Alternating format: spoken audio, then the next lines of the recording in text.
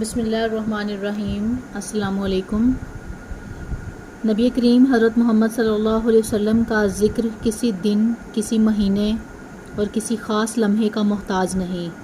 نبی کریم صلی اللہ علیہ وسلم کے ساتھ ہمارے ایمان کا ایسا خالص رشتہ ہے، ایسا پیور رشتہ ہے کہ اس میں کسی قسم کی کوئی دو رائے نہیں کہ نبی کریم صلی اللہ علیہ وسلم کا ذکر ہر لمحہ، ہر گھڑی، ہر مہینہ، ہر دن کیا جا سکتا ہے۔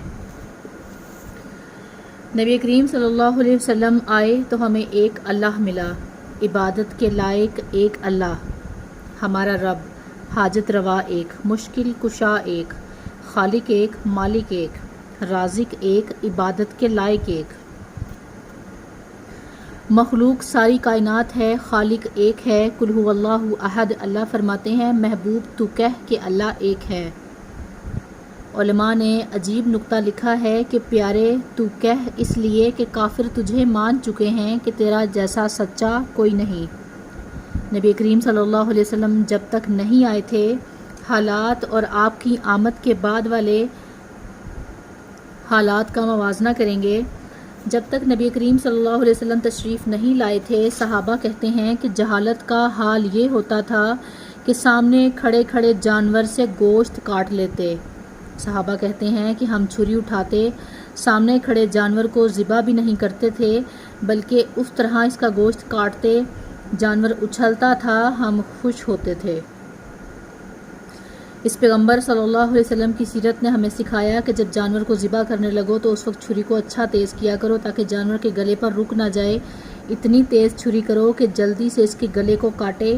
اگر جانور کو ذبح کرتے ہوئے تمہاری چھری اٹک گئی، جانور کو تکلیف ہوئی، اللہ کا عرش ہل گیا تو خدا تمہاری عبادت ضائع کر دے گا۔ میرے پیغمبر صلی اللہ علیہ وسلم نے ہر ایک پر احسان کیا۔ نبی کریم صلی اللہ علیہ وسلم صرف مومنوں کے لیے رحمت بن کر نہیں آئے، ساری کائنات کے لیے رحمت بن کر آئے۔ محبوب کی آمد سے پہلے اور بعد کو دیکھیں گے۔ جب تک نبی کریم صلی اللہ علیہ وسلم دنیا میں تشریف نہیں لائے تھے، اس وقت تک دنیا میں ماں کی کوئی قدر و قیمت نہیں تھی۔ آج اسلام نے ماں کی قدر و منزلت بتائی ہے۔ اللہ کی قسم دنیا کے کسی مذہب میں اتنی عزت نہیں۔ کتابوں میں لکھا ہے کہ بیٹے ماں سے کہتے، ماں میرا باپ تو مر گیا، ہم نے باپ کی جائیداد کو تقسیم کیا ہے تو ہمارے باپ کی جائیداد کا حصہ ہے۔ ماں کہتی ہے بیٹے شرم کرو، میں تمہاری ماں ہوں۔ جواب دیتے کہ ماں تو اپنی جگہ پر ہے لیکن ہمارے باپ کی جائیداد کا حصہ تو ہے، جس طرح باقی دولت تقسیم کی ہے تجھے بھی تقسیم کرنا چاہتے ہیں۔ کتابوں میں لکھا ہے کہ 5 بیٹے ماں کے ساتھ زنا کرتے تھے۔ مومنو اللہ کے احسان کو یاد کرو۔ جب محبوب نبی کریم صلی اللہ علیہ وسلم دنیا میں تشریف لائے، میرے محبوب نبی کریم صلی اللہ علیہ وسلم نے اماں حلیمہ رضی اللہ عنہا کے قدموں میں چادر بچھائی، سیدہ حلیمہ کو اس پر بٹھایا۔ رسول کریم صلی اللہ علیہ وسلم ان کو دباتے رہے۔ اللہ کے پیغمبر صلی اللہ علیہ وسلم نے حلیمہ رضی اللہ عنہا کو شربت پلایا، دودھ پلایا۔ جب واپس جانے لگیں تو نبی کریم صلی اللہ علیہ وسلم دروازے پر چھوڑنے کے لیے گئے۔ کسی نے پوچھا حضور یہ پراگندہ بال، یہ پریشان حال، میلے کپڑے، یہ بوڑھی سی عورت، آپ نے اس کا اتنا استقبال کیا، اتنا خیال کیا، یہ کون تھی؟ فرمایا تم نہیں پہچانتے، یہ دودھ پلانے والی میری ماں حلیمہ ہے۔ جب تک حضور صلی اللہ علیہ وسلم تشریف نہیں لائے تھے، لوگ بہن پر ظلم کیا کرتے تھے۔ بہن کی کیا حیثیت تھی؟ مرنے والا اپنے بیٹوں کے نام ساری جائیداد وقف کر دیتا تھا، اپنی بیٹیوں کو لا تعلق کر دیتا۔ جب وہ اس طریقے سے نہ کر سکتا تو بھائی بہن سے کہتے باپ ہمارا تھا، تو ہمارے خاندان میں عورت کی حیثیت سے کتیا کے برابر بھی نہیں ہے، اس لیے ہم تمہیں کوئی حصہ نہیں دیتے۔ ساری جائیداد بھائی لے جاتے، بیٹوں کو کوئی حصہ نہیں دیا جاتا تھا۔ بہن کی عزت و عفت محمد صلی اللہ علیہ وسلم نے بتائی۔ حدیث کی کتابوں میں آتا ہے کہ بی بی شیمہ رضی اللہ عنہا نبی کریم صلی اللہ علیہ وسلم کی وہ رضائی بہن ہے جو نبی کریم صلی اللہ علیہ وسلم کو کھلاتی تھی۔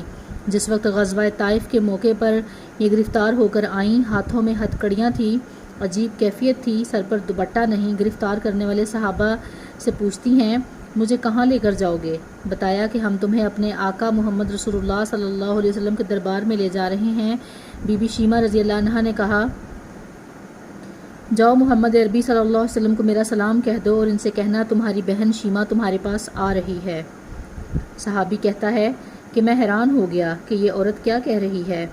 صحابی دوڑتا ہوا گیا، جا کر محبوب صلی اللہ علیہ وسلم ایک بڑی بہادر عورت ہے، وہ عجیب باتیں کرتی ہے۔ وہ کہتی ہے کہ میں محمد صلی اللہ علیہ وسلم کی بہن ہوں، میں تمہارے رسول صلی اللہ علیہ وسلم کو کندھے پر اٹھا کر لے جایا کرتی تھی، حضور صلی اللہ علیہ وسلم میرے ساتھ بکریاں چراتے تھے۔ محبوب وہ آپ سے ملنا چاہتی ہے۔ وہ اپنا نام شیمہ بتاتی ہے۔ اس کے ہاتھوں میں ہتھ کڑیاں ہیں، اس کے سر پر دوپٹہ نہیں ہے۔ 300 قیدی اور اس کے ساتھ گرفتار کر کے لائے جا رہے ہیں۔ حدیث میں آتا ہے کہ حضور صلی اللہ علیہ وسلم بیٹھے تھے، جب صحابی رضی اللہ عنہ کے یہ جملے سنے تو بے تاب ہو کر حضور صلی اللہ علیہ وسلم اٹھے اور کندھوں سے کملی نیچے گر گئی۔ فرمایا شیمہ رضی اللہ عنہا، شیمہ کہاں ہے؟ میری بہن شیمہ، یہ لے جاؤ، میری چادر میری بہن کے سر پر جا کر ڈال دو، اس کے ہاتھ پاؤں کھول دو، اس کو آزاد کر دو۔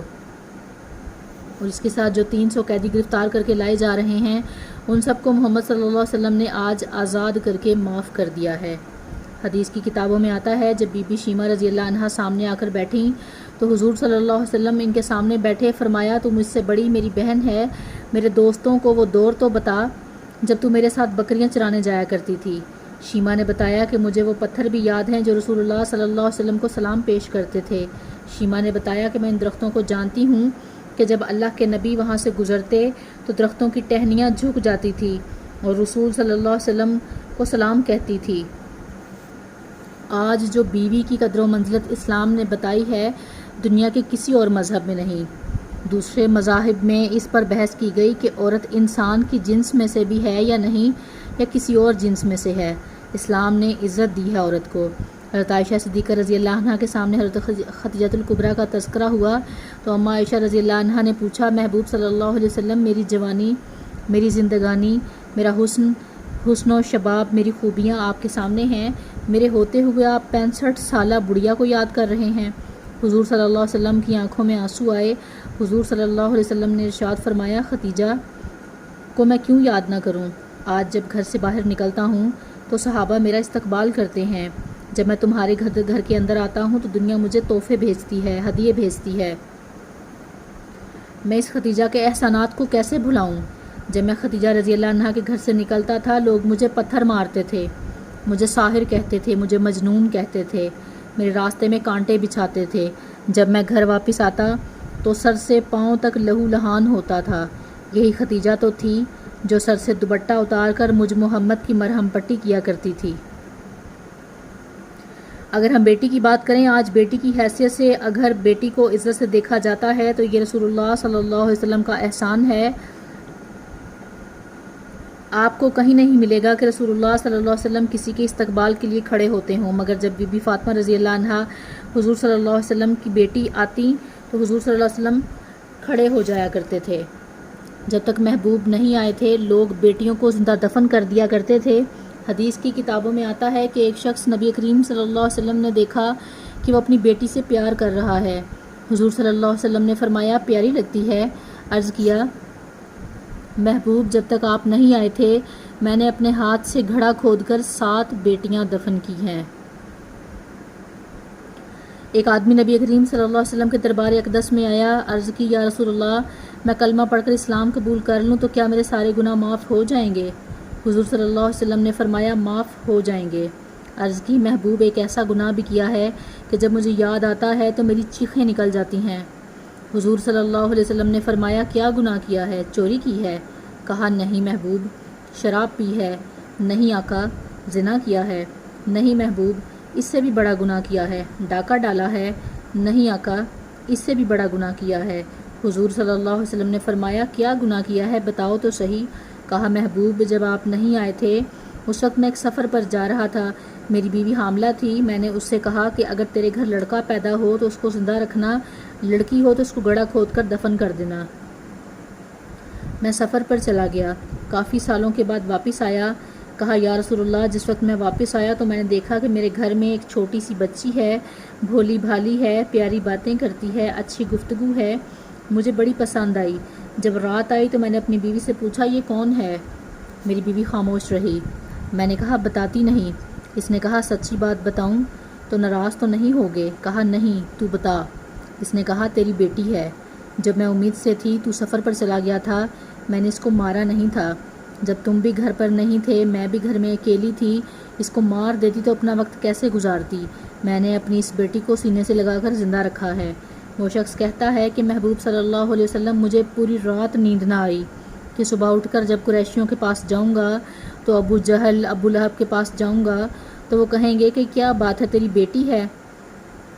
تیرا کوئی شخص داماد بنے گا تو اپنی بیٹی کو جہیز دے گا، تو یہ کہلائے گا کہ فلاں آدمی میرا داماد ہے۔ عرب میں اس کو غیرت کا سبب سمجھا جاتا تھا۔ دور جہالت میں یہ بہت بڑی توہین آمیز بات سمجھی جاتی تھی۔ کہتا ہے کہ محبوب صلی اللہ علیہ وسلم مجھے پوری رات نیند نہ آئی، میں کروٹیں بدلتا رہا، صبح اٹھا، میں نے رسی اٹھائی، کدال اٹھائی، اپنی بیٹی کو ساتھ لیا، بیوی کو کہا اس کو نہلا دھلا صاف ستھرا کر کے اس کو میرے ساتھ بھیج۔ میں نے بیٹی سے کہا کہ تیرے ماموں کے گھر چلیں، میں بچی کو لے کر پیدل چل پڑا۔ جب پیدل چلا تو چلتے چلتے بچی تھک گئی تو کہنے لگی ابو میرے پاؤں تھک گئے ہیں۔ کہا محبوب صلی اللہ علیہ وسلم اس پر مجھے کوئی ترس نہ آیا۔ بیٹی چلتے ہوئے کہتی ہے ابا جان پاؤں میں کنکریاں اور پتھر لگتے ہیں۔ کہا مجھے پھر بھی کوئی ترس نہ آیا۔ ابو کانٹے چبھتے ہیں۔ کہا محبوب صلی اللہ علیہ وسلم مجھے کوئی ترس نہ آیا۔ جب جنگل میں جا کر میں کھڑا ہو گیا تو میں نے گڑھا کھودنا شروع کیا، میں گڑھا کھود رہا ہوں، مٹی اٹھتی ہے، میرے چہرے پر پڑتی ہے۔ میری بیٹی کے پیار کا یہ عالم ہے کہ مجھے کہتی ہے کہ ابا جان منہ کو نیچے کریں، میں آپ کے چہرے سے مٹی کو صاف کر دوں۔ کہا محبوب صلی اللہ علیہ وسلم مجھے پھر بھی ترس نہ آیا۔ میرے ظلم و ستم کا یہ عالم تھا کہ جس وقت میں گڑھا کھود رہا تھا سورج کی نکلتی ہوئی دھوپ میرے چہرے پر پڑ رہی تھی، میں پسینے سے شرابور ہو رہا تھا۔ میری بیٹی اپنے سر سے دوپٹہ اتار کر میرا پسینہ صاف کرتی ہے، کہتی ہے کہ ابا جان آپ نے اتنی محنت کی ہے، آپ کو اتنی تکلیف ہو رہی ہے کہ آپ کام کر رہے ہیں، میں آپ کو پنکھا کرتی ہوں۔ کہا محبوب صلی اللہ علیہ وسلم مجھے پھر بھی ترس نہ آیا۔ کہا محبوب صلی اللہ علیہ وسلم میں نے گھڑا کھود لیا، میں نے بیٹی کو سر کے بالوں سے پکڑ کر اٹھایا اور اس میں ڈال دیا، یوں ہی گڑھے میں پھینکا تو بچی نے منہ اوپر کر کے کہا ابا میں تیری بیٹی ہوں، تو نے تو کہا تھا کہ میں تمہیں ماموں کے گھر لے جاتا ہوں، کیا ماموں کا گھر یہی ہے؟ ابا جان جنگل میں چھوڑ دو، مجھے درندے کھائیں، برداشت ہے، اپنے ہاتھوں سے مجھے دفن نہ کرو۔ کہا اللہ کے نبی صلی اللہ علیہ وسلم مجھے پھر بھی ترس نہ آیا۔ میری بیٹی نے بازو اوپر کیا تاکہ میں اس کو باہر نکالوں، میں نے تھپڑ مار کر اس کا ہاتھ نیچے کیا، بچی گھڑے میں کھڑی تھی، میں نے قریب سے پتھر کی چٹان کو اٹھا کر اس کے سینے پر رکھ دیا، بچی چیختی رہی، مجھے کچھ ترس نہ آیا۔ حضور صلی اللہ علیہ وسلم بھی سن کر رو رہے ہیں، لیکن فرمایا کہ میرے آنے سے وہ سیاہ بادل چھٹ گئے ہیں۔ اسلام قبول کرنے کے بعد پہلے سارے گناہ معاف ہو جاتے ہیں۔ اللہ بے نیاز ہے، اگر چاہتے تو اپنا محبوب فرشتوں میں سے چن لیتے، خدا سے کون پوچھتا؟ اللہ نے فرمایا میں نے تمہارے اوپر احسان کیا ہے، میں نے اپنا محبوب تم میں سے چنا، انسانوں میں سے چنا۔